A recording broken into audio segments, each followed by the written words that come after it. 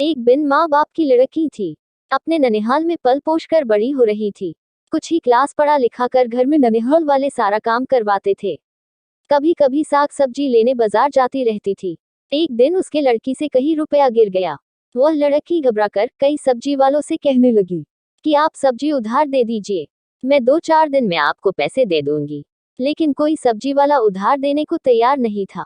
यह बात एक लड़का सुनकर बोला कि मैडम, आपको कितने पैसों की जरूरत है?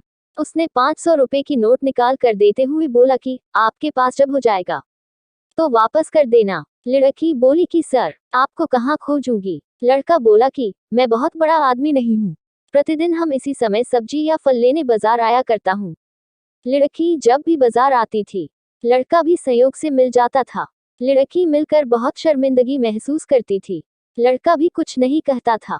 जब एक हफ्ता हो गया तो लड़की पूरी बात बताई कि सर, मैं अपने ननिहाल में रहती हूँ, सब्जी में से रोज कुछ पैसे बचाती हूँ, तो वही इकट्ठा करके दे दूंगी। लड़का बोला कि हमें आपसे कोई पैसे नहीं चाहिए, अगर कभी भी जरूरत पड़े तो हम आपकी मदद और कर देंगे। उस दिन से वह लड़की जब देखती थी तो सर नमस्ते कहती थी। वह लड़का भी नमस्ते करके चल देता था। लेकिन उस लड़की से वह मिलकर बहुत खुश होती थी।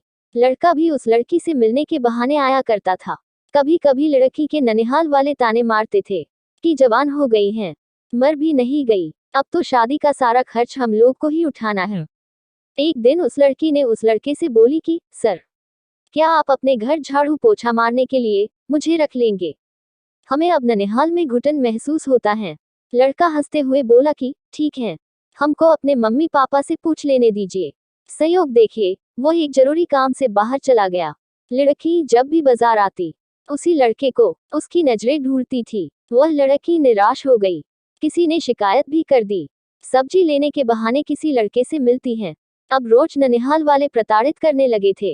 लड़की उबकर मन में सोच ली कि आज अगर वह लड़का नहीं मिला तो आत्महत्या कर लूंगी। अजीब संयोग देखिए, उस दिन वह लड़का तब तक दिखाई दे दिया।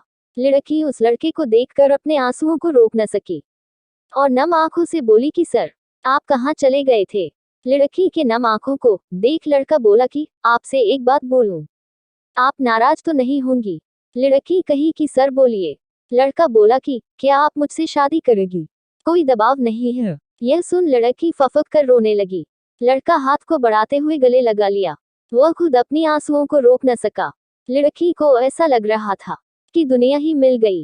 लड़के ने कहा कि कल अपने हम मम्मी पापा को लेकर आपके ननिहाल आएंगे।